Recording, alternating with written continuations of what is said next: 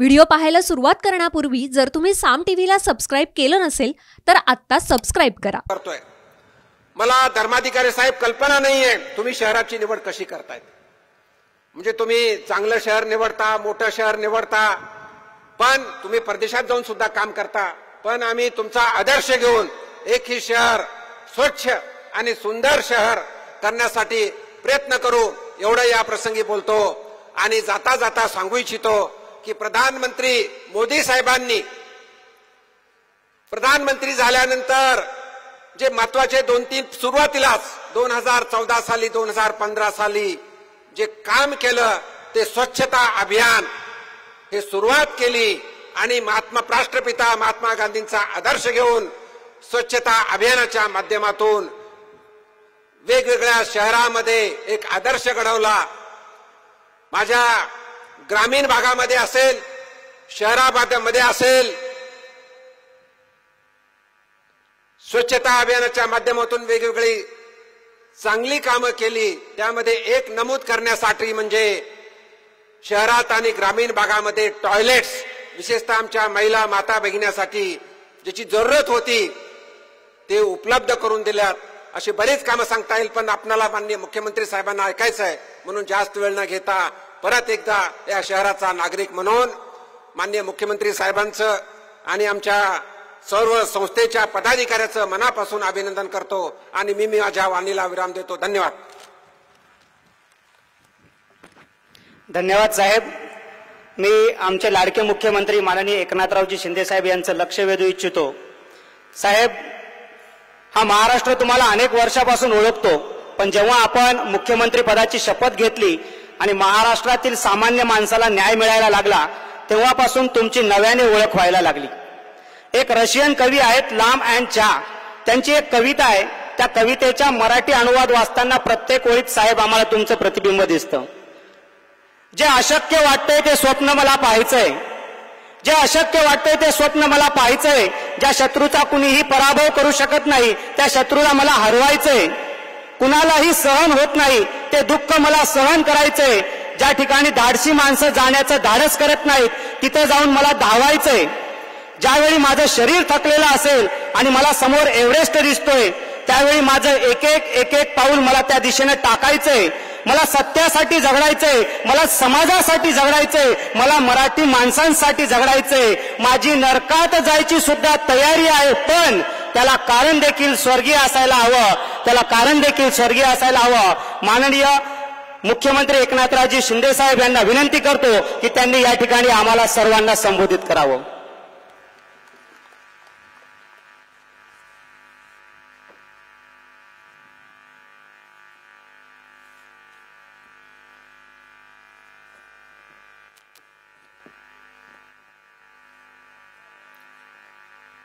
जय जय रघुवीर समर्थ।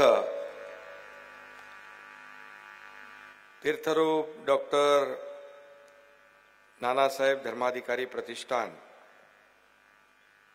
आयोजित जन्मशताब्दी वर्षानिमित्त स्वच्छता अभियान कार्यक्रमाला उपस्थित आदरणीय सचिनदादा धर्माधिकारी, माननीय राहुलदादा धर्माधिकारी, माननीय डॉक्टर श्री भागवत कराड जी केंद्रीय अर्थ राज्यमंत्री, या जिल्ह्याचे पालकमंत्री संदीपान भुमरे जी, कृषी मंत्री अब्दुल सत्तार जी, आमदार या विभागाचे संजय शिरसाट जी, आमदार प्रदीप जयस्वाल जी, कार्यक्रमाला उपस्थित सर्व व्यासपीठावरील सन्माननीय मान्यवर, नानासाहेब धर्माधिकारी प्रतिष्ठानचे सर्व अधिकारी आणि समोर मोठ्या संख्येने उपस्थित असलेले सर्व बांधव भगिनी, श्री सदस्य आणि पत्रकार मित्रांनो,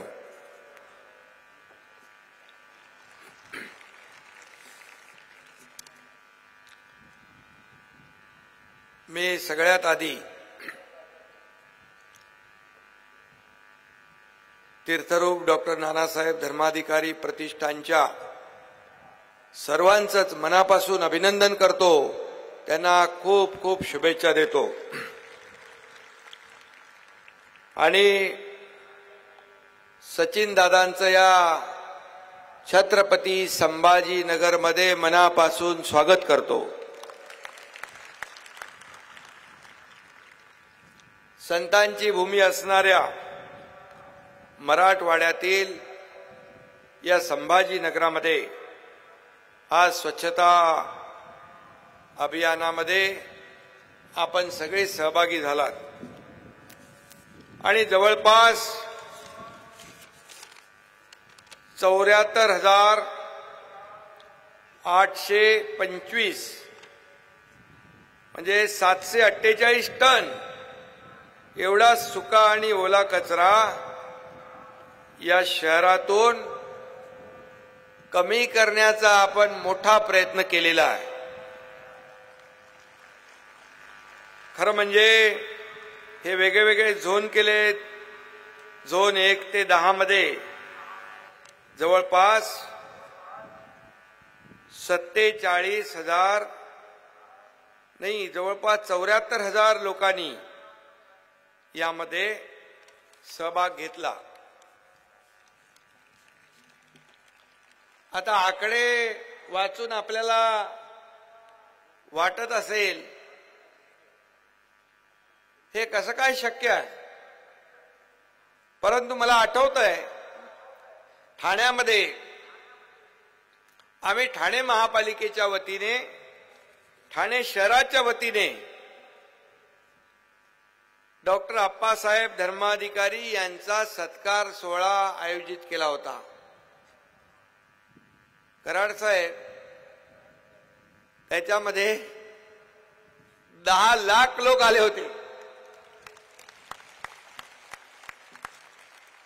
आणि मला आठवतंय मी तिकडे तयारी करण्यासाठी अगोदर गेलो होतो, तर मला सगळे प्रशासनाचे अधिकारी, कलेक्टर, पोलीस आयुक्त, महापालिकेचे आयुक्त सगळे बोलत होते, कारण जागाच नव्हती एवढी मोठी, पण डोंगर टेकड्या सगळ्या होत्या। आम्ही पोकलेन, जेसीबी आणि प्रतिष्ठानचे देखील खूप मोठ्या प्रमाणात हजारो लोक आले होते सगळी तयारी करायला। ते पोलीस आयुक्त, जिल्हाधिकारी त्यावेळेचे म्हणाले किती लोक येतील, म्हणजे 10 लाखाच्या वरती येतील, त्यांना विश्वासच वाटला नाही।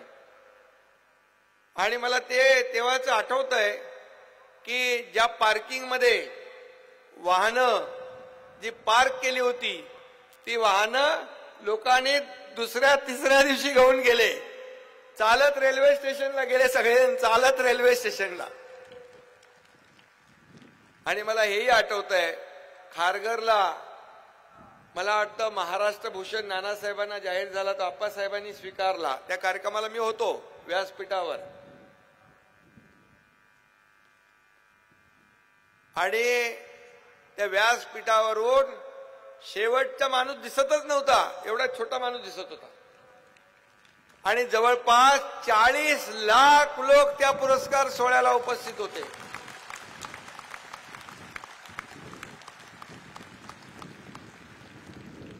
आणि कराड साहेब यांना गाड्या घोड्या काय द्यायला लागत नाही, पाणी बिनी काय द्यायला लागत नाही, आपलं सगळं असतात, बसायला काही टाकायला लागत नाही, खुर्च्या लागत नाहीत।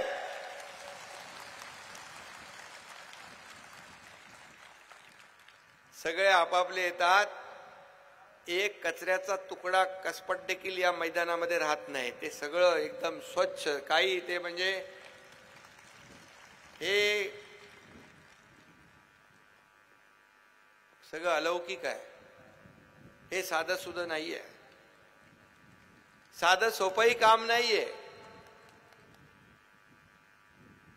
आणि म्हणून या प्रतिष्ठानचं फार मोठं योगदान या महाराष्ट्रासाठी लाभलेलं आहे। आप्पासाहेबांचे चिरंजीव डॉक्टर सचिन दादा यांच्या मार्गदर्शनाखाली हे अभियान विविध ठिकाणी सुरू असतं। मग स्वच्छता आहे, तलावांची स्वच्छता आहे, विहिरींची स्वच्छता आहे, झाडं लावणं असेल. नुसती झाडं लावून काम होत नाही, तर त्या झाडांचं मोठं होईपर्यंत संगोपन असतं, त्याला खत घालणं, पाणी घालणं हे सगळं करतात. आणि एखाद्या रस्त्यावरती झाडं लावली की समजून येतात ही प्रतिष्ठानच्या वतीने झाडं लावलेली आहेत. एवढा शिस्तबद्ध कार्यक्रम. आरोग्य शिबिर, जेव्हा रक्ताची आवश्यकता असते, रक्तदान शिबिर. मला आठवतंय DY पाटील मध्ये आरोग्य शिबिर 3-4 लाख लोक आले.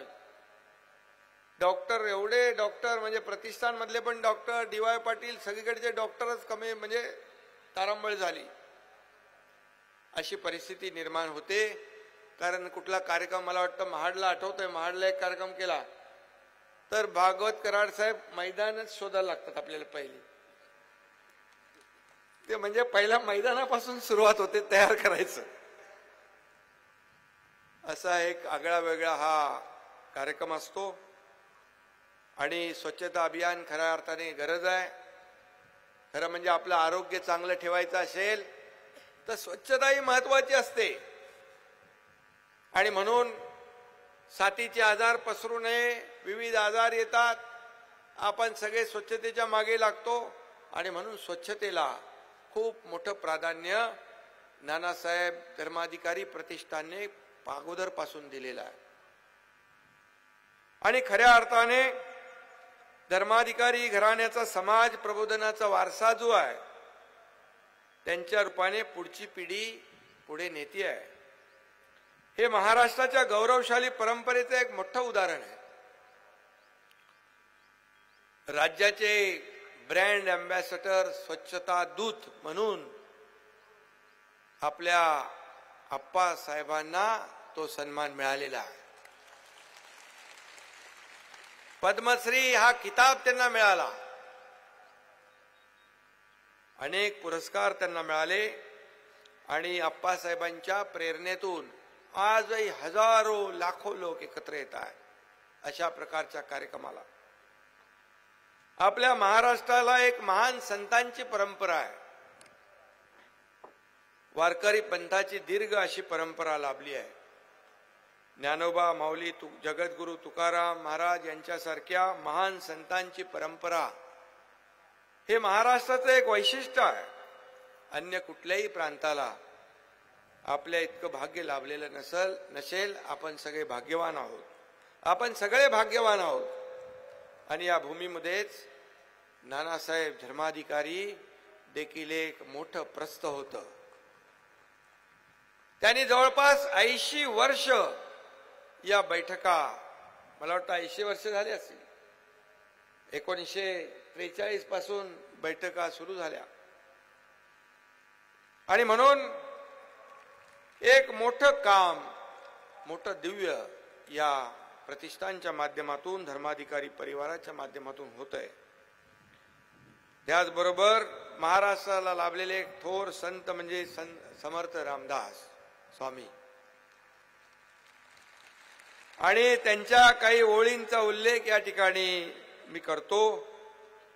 पाणी वसन आणि चरण सर्व काळ जयाचे मळीन तो एक मूर्ख, अशा त्या ओळी होत्या.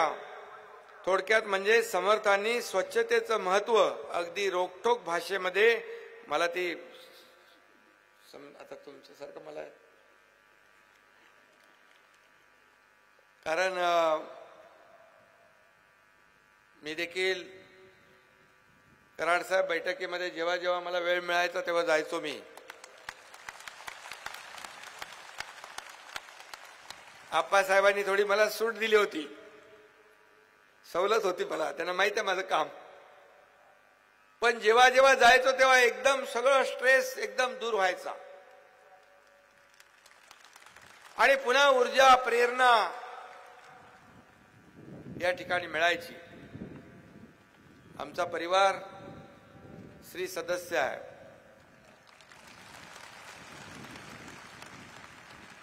आमच्यावर जेव्हा कुटुंबावर संकट आलं त्यावेळेस त्या संकटातून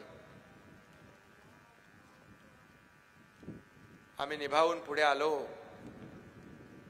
ते केवळ आणि केवळ आप्पासाहेबांच्या आशीर्वादामुळे.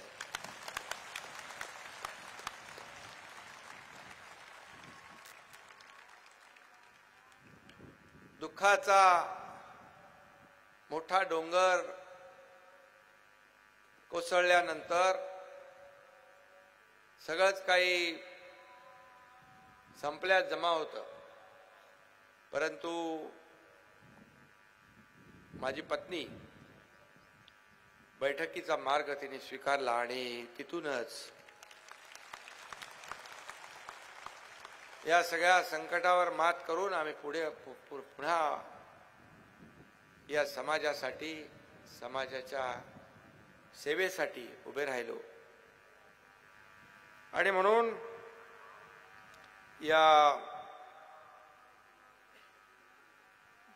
प्रतिष्ठानने धर्माधिकारी परिवाराने सदैव जगाच्या कल्याणाचा भल्याचा विचार या ठिकाणी केला.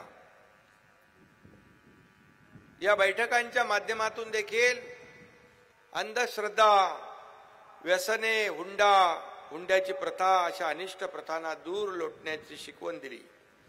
त्याचबरोबर महिला सक्षमीकरण, प्रौढ साक्षरता, वृक्षारोपण, स्वच्छता अशा समाजोपयोगी मोहिमांमध्ये सदस्यांना सहभागी होण्याची प्रेरणा या बैठकातून मिळत होती.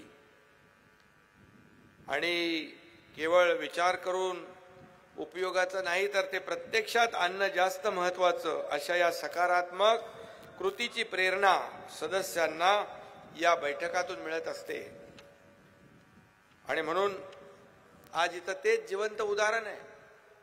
ही प्रेरणा मिळाली आणि हजारो लोक एकत्र आले आणि बघता बघता सगळे स्वच्छता झाली. आणि मी म्हणून सांगतो, जिथे सरकार पोचत नाही तिकडे प्रतिष्ठानचे लोक अगोदर पोचतात.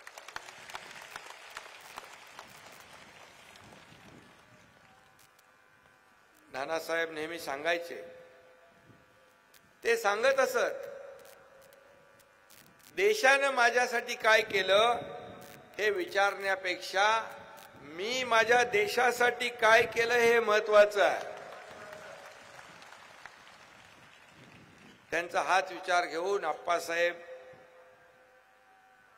सचिन दादा सगळेच आपल्या श्री सदस्यांच्या माध्यमातून ही सगळी चळवळ पुढे नेत आहेत. आणि म्हणून केल्याने होता आहे रे, आधी केलंच पाहिजे ही भूमिका घेऊन आपण पुढे जाताय. अशी जिद्द जी आहे या सगळ्या चळवळी मागे निश्चितपणे प्रेरणादायी आहे. मुख्य म्हणजे आता ही चळवळ आपल्या श्री सदस्यांपुरती मर्यादित राहिली नाही. इतरांनाही त्यातून आपल्या गावासाठी, आपल्या शहरासाठी आपण काहीतरी चांगलं करावं ही प्रेरणा मिळतेय. आता हजारो लोक इकडे आल्यानंतर त्याचा परिणाम इतर हजारो लोकांवर नक्की झाल्याशिवाय राहणार नाही. आणि समाजामध्ये काम करणाऱ्यांची संख्या वाढेल. आणि हे सगळ्या अर्थाने, खऱ्या अर्थाने समाजासाठी, आपल्या शहरासाठी, आपल्या राज्यासाठी नक्की उपयुक्त ठरेल. आणि त्याचबरोबर नानासाहेबांचे विचार आपल्या सगळ्यांसाठी, या राज्यासाठी, देशासाठी दीपस्तंभाप्रमाणे आहेत. आणि म्हणूनच आप्पासाहेब देखील तो विचार पुढे नेत आहेत. आणि म्हणून मी आणि उपमुख्यमंत्री देवेंद्र फडणवीस साहेब आम्ही दोघंही वेळोवेळी विशेषतः या राज्याचा कारभार करताना याचं कटाक्षाने आम्ही पालन करत असतो. आणि त्याचा अनुभव गेल्या 4-5 महिन्यात आपल्या सगळ्यांना आलेला असेल.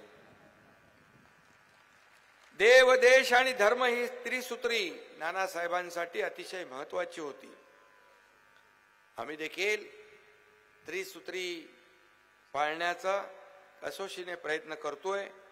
आणि म्हणूनच हे सर्वसामान्य लोकांचे सरकार, लोकांचं सरकार, लोकांसाठी स्थापन झालेलं सरकार या ठिकाणी लोकांसाठीच काम करेल हे देखील मी या ठिकाणी सांगू इच्छितो.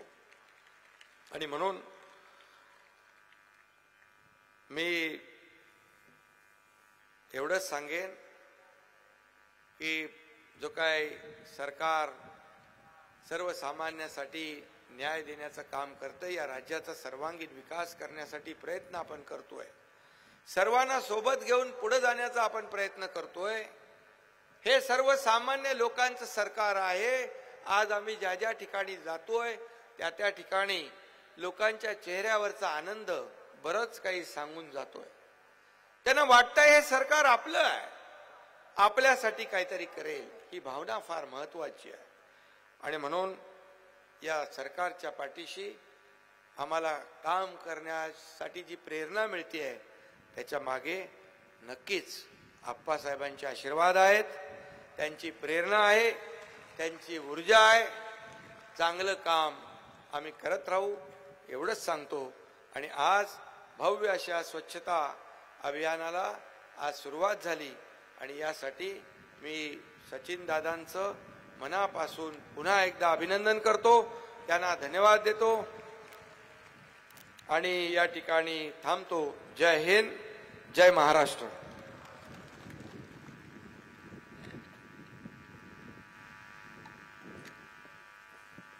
धन्यवाद साहेब. खरं तर आपण सांगितलं की आपण देखील श्री सदस्य परिवारातीलच एक आहात. त्यांचं आणि आपलं नातं म्हणजे जसं हात आणि डोळे, त्यांचं आणि आपलं नातं म्हणजे जसं हात आणि डोळे. हाताला लागलं की डोळ्यात टचकन पाणी येतं आणि तेच पाणी पुसण्यासाठी हाताला पुढे यावं लागतं. असं हे आपलं छानसं सुंदर नातं.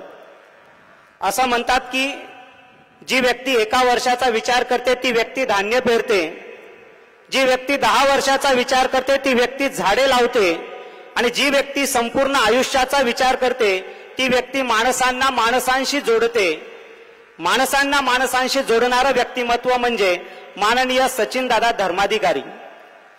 23हून अधिक देशात आपला सामाजिक हित जोपासण्याचा वारसा आपल्या खांद्यावर लिलया पेलणारं व्यक्तिमत्व. महाफलेषु कदाचन असं म्हणणारे आपण कर्मयोगी, ज्ञानदानाचं व्रत घेतलेले आपण ज्ञानयोगी. नानासाहेबांच्या व आप्पासाहेबांच्या स्वप्नातला भारत साकारणं हे आपलं स्वप्न. विश्वाला गवसणी घालणारं आणि आपल्या नावाला शोभणारं आपलं व्यक्तिमत्व म्हणजेच प्रतिष्ठानचे आधारस्तंभ माननीय श्री सचिनदादा धर्माधिकारी. दादांना नम्र विनंती करतो की त्यांनी आपल्या अमोघ वाणीतून आम्हाला मंत्रमुग्ध करावं. माननीय सचिनदादा धर्माधिकारी.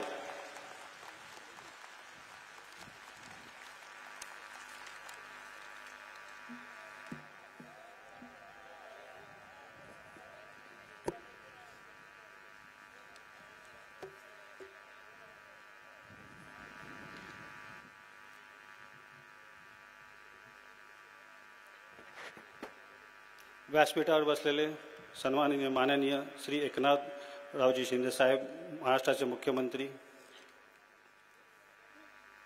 माननीय केंद्रीय मंत्री भागवतजी कराड, राज्यमंत्री भारत सरकार अर्थ, माननीय श्री संदीपानजी भुमरे, पालकमंत्री छत्रपती संभाजी महाराज नगर,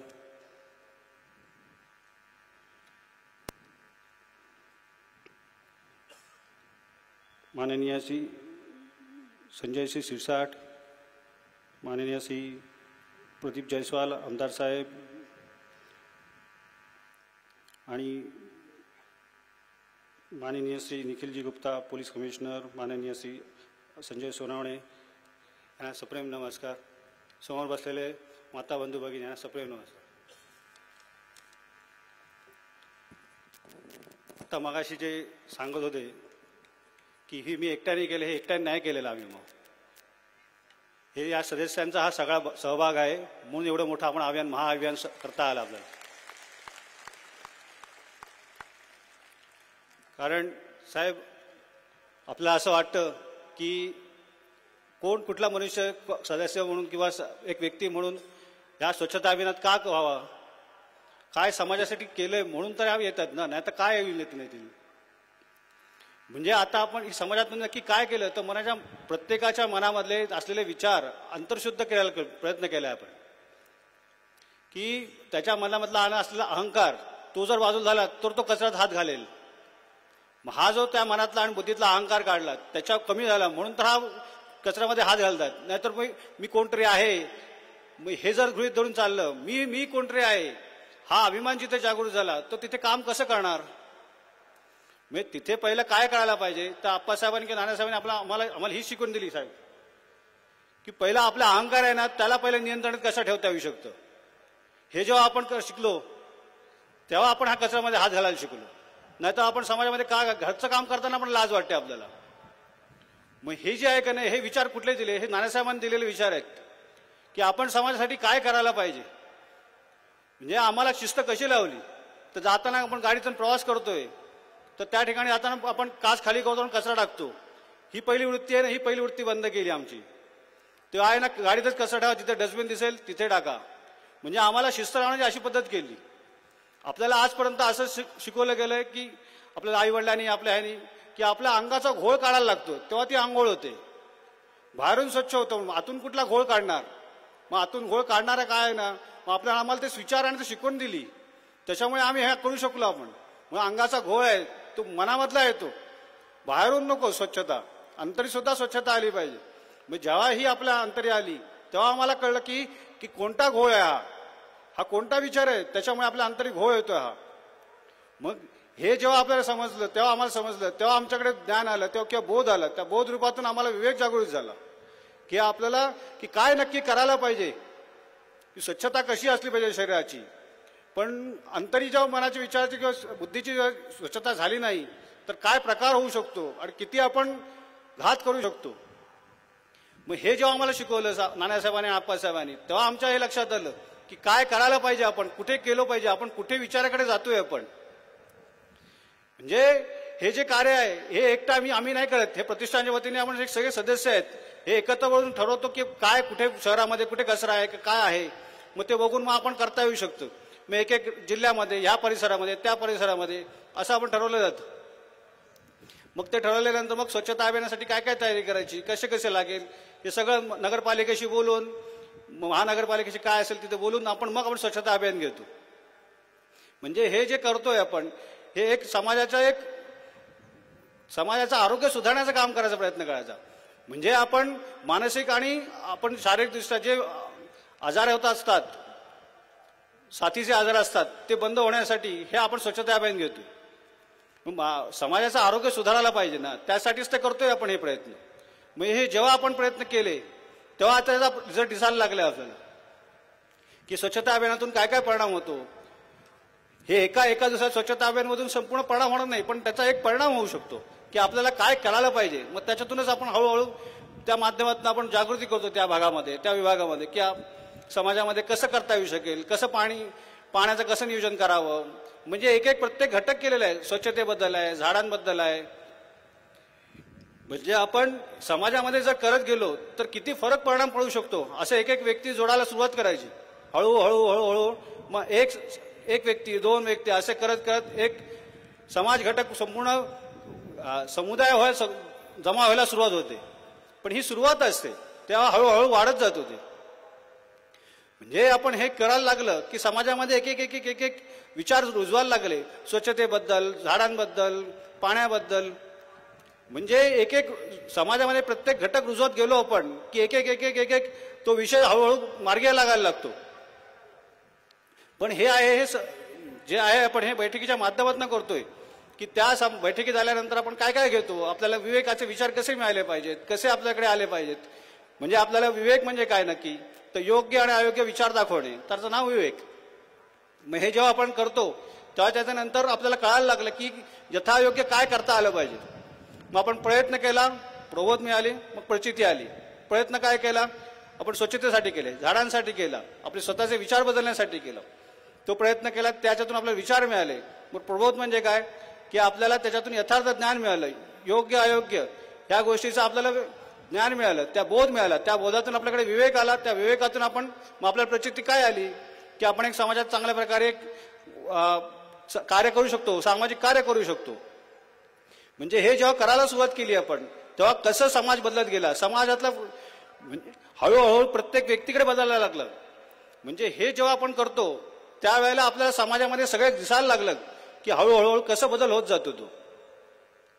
आता ह्या गोष्टीचं सगळ्यांना आशय वाटतं. आश्चर्याचं काय कारण नाही आहे बाबा. ते आम्ही सुद्धा माणूस आहोत, तुम्ही सुद्धा आहात, हे पण प्रत्येक आहेत बसलेले सदस्य आहेत ते सुद्धा आहेत. पण एकत्र येऊन जर चांगला विचार जर केला तर समाजासाठी आपण काय घडवू शकतो हे त्याचं आजचं उदाहरण आहे. म्हणजे हे स्वच्छता अभियान केलं त्याच्यातून कसा प्रकार दिसतो आपल्याला. अशाच प्रकारे आपण वृक्ष लागवड करतो, वृक्ष लागवड करून संवर्धन करतो. नुसतं लागवड करण्यापेक्षा संवर्धन करता आलं पाहिजे आपल्याला. म्हणजे त्या वृक्षाला, त्या झाडांचा की त्या ह्याचा समाजाला कसा उपयोग होऊ शकतो, सावली म्हणून, फळ म्हणून कशा प्रकारे उपयोग होतो तो. अहो आपण असं विचार करतो आपल्याला शेवट नेण्यासाठी सुद्धा लाकूड लागतं ना, ते कुठलं लागतं, ते त्या वृक्षातून असूनच मिळतं आपल्याला. म्हणजे आपल्याला शेवट पोहोचण्यासाठी सुद्धा तोच उपयोगाला येणार आहे. म्हणजे आपण हा विचार करतो की झाडं काय देऊ शकतात आपल्याला, सगळ्या प्रकारे देऊ शकतात आपल्याला. जर झाडं लावली, आपण जर बांधावर झाडं ठेवत नाही, झाडं ठेवली नाही तर पक्षी नाही बसले तर कीटक कसे खाणार, ते आपोआपच कीड नियंत्रण आहे ते त्याच्यावर नियंत्रण करू शकतात ते. आपण हा फक्त विचार करतो की ते आपले धान्य टिपून खातील किंवा जे आपण लागवड केलेली आहे त्याचं नुकसान करतील, पण त्याचा हा विचार करत नाही त्याला लागणारं त्यांचं अन्न काय आहे. जसं हे आपलं अन्न आहे जातं तसं त्यांचं अन्न काय, तर ते फळ आहेत किंवा आपण जे लावलेलं भाजीपाला असेल किंवा जे धान्य लावले ते पण त्यांचं आहे आणि कीटक सुद्धा आहेत. मग एका वेळेला ते दोन्ही प्रकारे काम करतात. म्हणून आपण लावताना झाडं बांधावर लावायला पाहिजेत झाडं. नाहीतर आपण हा विचार करतो पण उद्या उन्हात असेल तर सावलीत उभं राहण्यासाठी ठिकाण पण राहणार नाही आपल्याला. आणि तेच झाड आपल्याला पाणी धरून ठेवतं पावसाळ्याच्या वेळेला, सावलीत येतं, म्हणजे सगळ्या प्रकारे आपल्याला आधार देतं. ते आपल्या त्याची जी भूमिका आहे ती देण्याची आहे, ती घेण्याची कुठे आहे. आपण फक्त थोडासा विचार करतो की तो परिसर शेतीचा गेला तर नापीक होईल जमीन, पण हा विचार करण्यापेक्षा ते जर त्या झाडाने प्रत्येकाने बांधावर झाड लावलं गेलं तर त्या सावलीचा उपयोग होऊ शकतो. प्रत्येकाने झाड लावलं तर थोडं थोडं पाणी जमा करून ठेवलं झाड, आपोआपच पाण्याचं संवर्धन होत जातं आणि पाण्याची पातळी वाढते जमिनीमध्ये. मग किती उपयोगाला येऊ शकते आपल्याला ते झाड. पण आपण हा विचार करतो आपली छोटीशी जमिनीचा भाग जातो आणि ओसाड पडेल ती त्या झाडाखालचा जो भाग आहे तो. त्यापेक्षा आपण आजपासून संकल्प करूया की प्रत्येकाने आपल्या इथे झाड आहे, प्रत्येकाच्या वाढदिवसाला किंवा कोणाच्या आठवणी झाल्या तर आपण प्रत्येकाने बांधावर झाड लावा.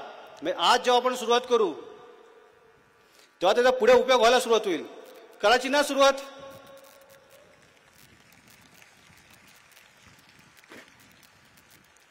म्हणजे ही जी आहे ना ही संकल्पना ही आपल्याला करायची, आपल्याला राबवायची.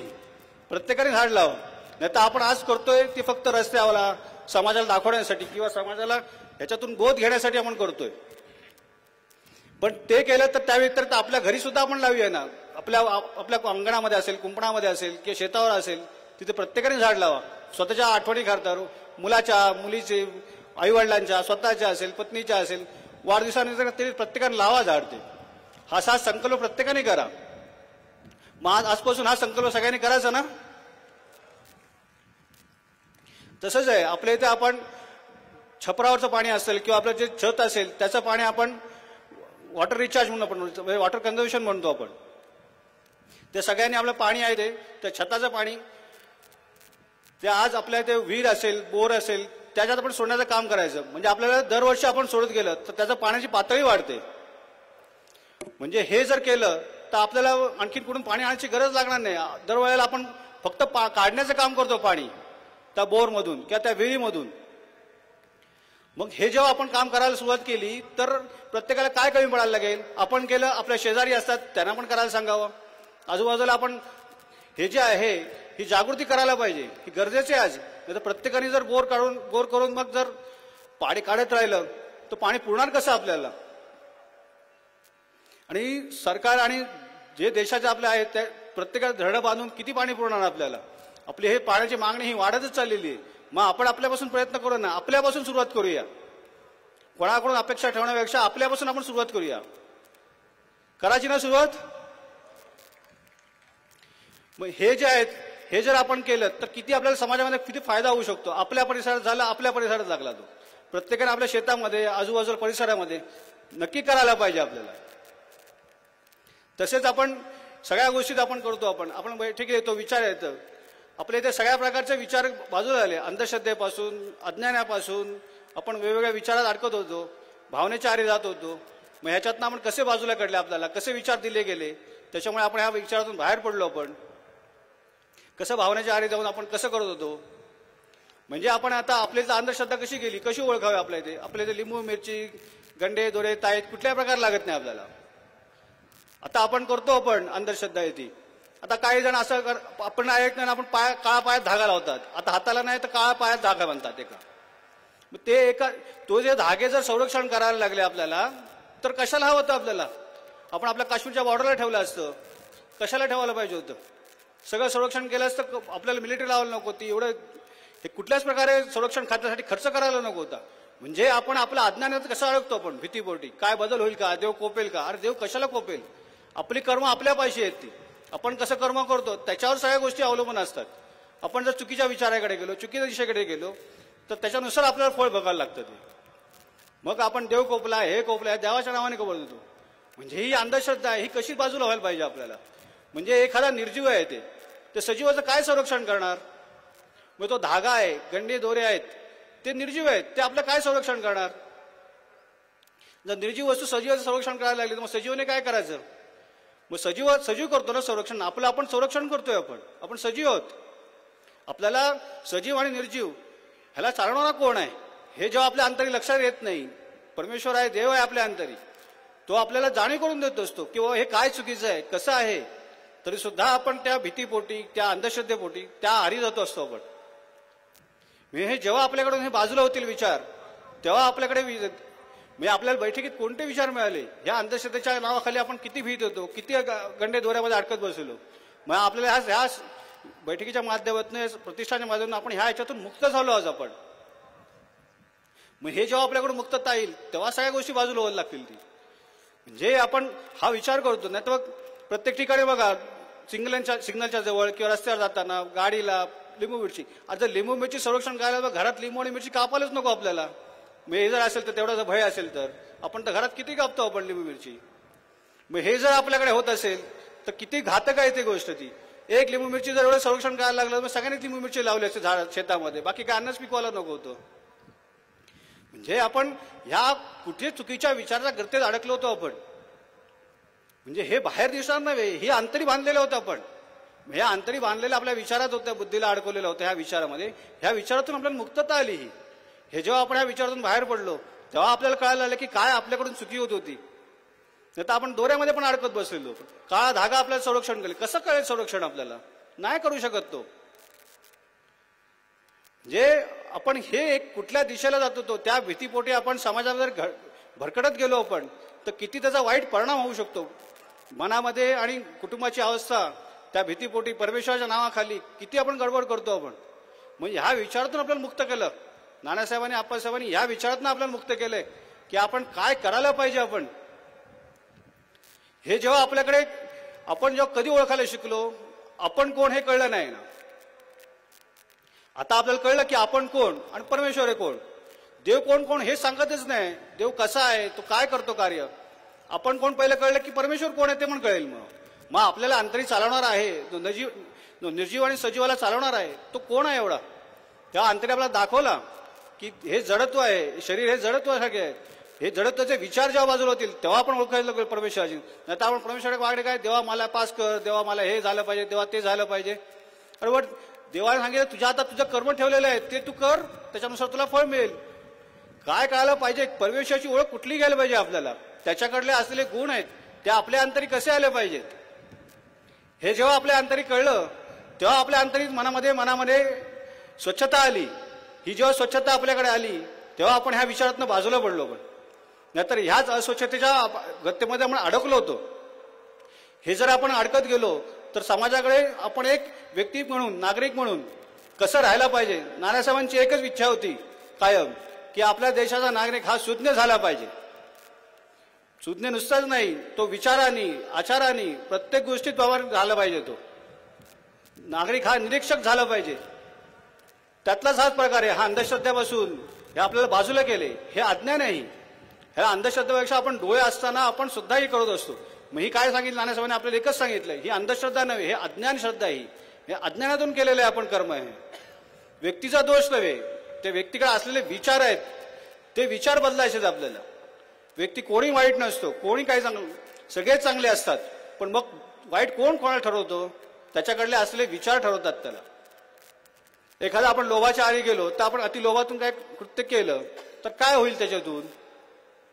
संशयातून केलं तर संशयातून भांडणं होतात, ह्याने केलं त्यांनी केलं, आपण दाखवत बसतो. म्हणजे मूळ सूत्रधार कोण आहे?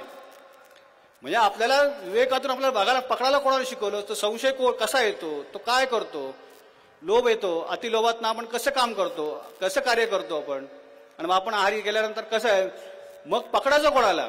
मग पहिलं पकडायला कोणाला पकडायला पाहिजे? आपल्या अंतरी असलेले हा विचारायला पकडता आला पाहिजे आपल्याला, की अरे हा आला कोण, कोण आला, हा काय करतोय कार्य, हा आल्यानंतर आपल्याला कसं बदल करायला लागतो आणि कसं आपल्याला बोलायला लागतो. क्रोध आल्यावर काय काम करतो, तो क्रोध आला तर अतिक्रोध आल्यावर तो काय करणार, तोच क्रोध आपण आपल्या कामासाठी किंवा कार्यासाठी इथे लावला आज आपण, तर तो लावल्यानंतर आपल्या कामाला कशी तेज येते किंवा कशी गती येते.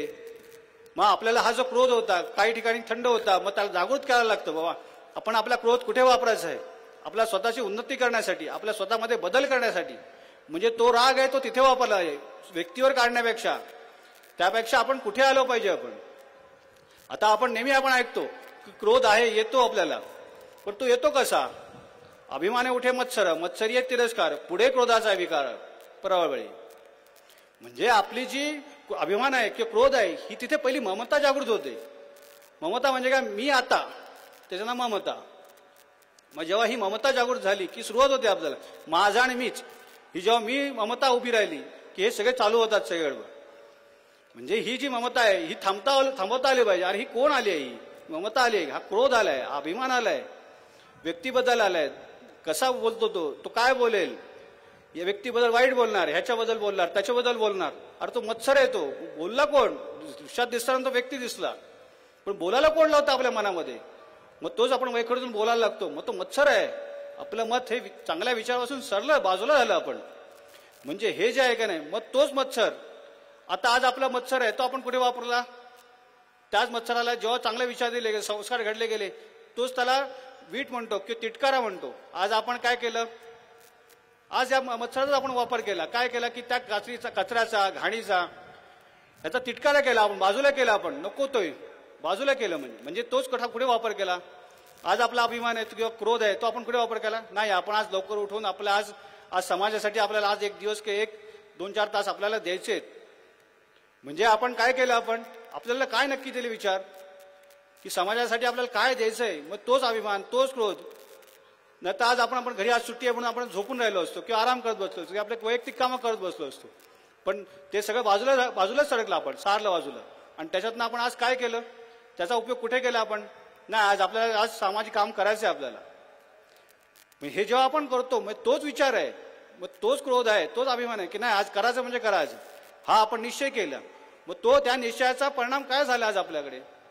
म्हणजे एवढ्या सगळ्यांचा आज आपण एवढे सगळे सदस्य उभे राहिलो, आपण या सगळ्या सदस्यांचा परिणाम काय झाला? तर स्वच्छता महास्वच्छता अभियान झालं ते.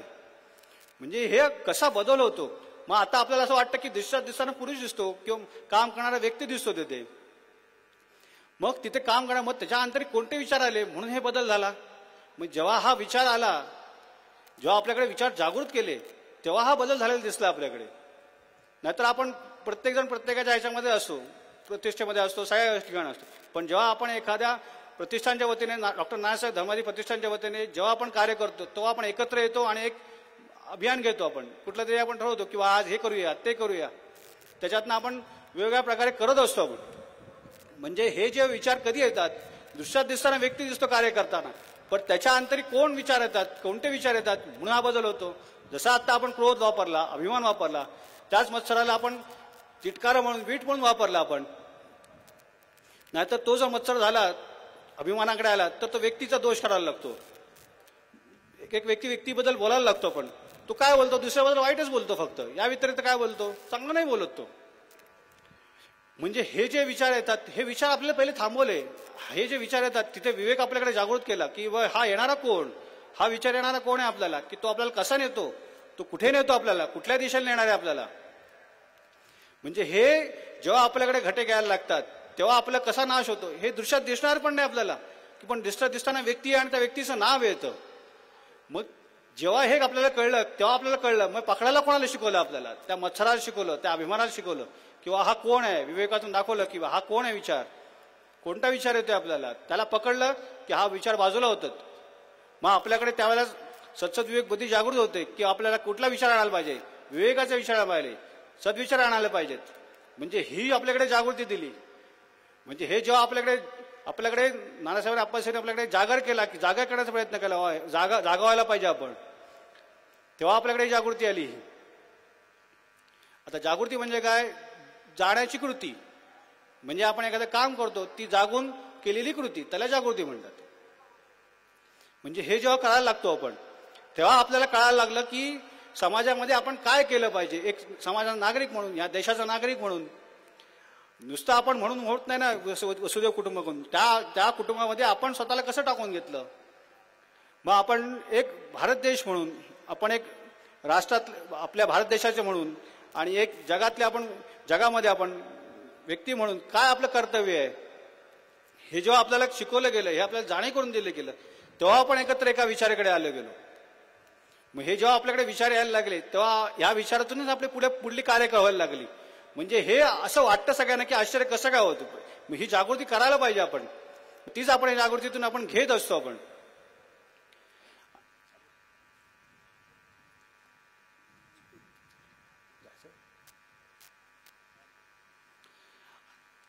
आता मगाशी मी जे सांगितलं, जे दोन सांगितल्या गोष्टी, स्वच्छतेसाठी, पाण्यासाठी आणि झाडांसाठी, आपला परिसर ज्याच्या त्याने आपल्या घराच्या आजूबाजूला किंवा परिसरात असेल तर स्वच्छता ठेवायचीच आहे आपल्याला. झाडाचं सांगितलं तर प्रत्येकाने आपल्या शेतावर किंवा बांधावर किंवा आपल्या घराजवळ प्रत्येकाने झाड लावा. आणि पाण्याचं सुद्धा करायचं ना. चालेल, इथेच थांबतो. जय हिंद, जय महाराष्ट्र.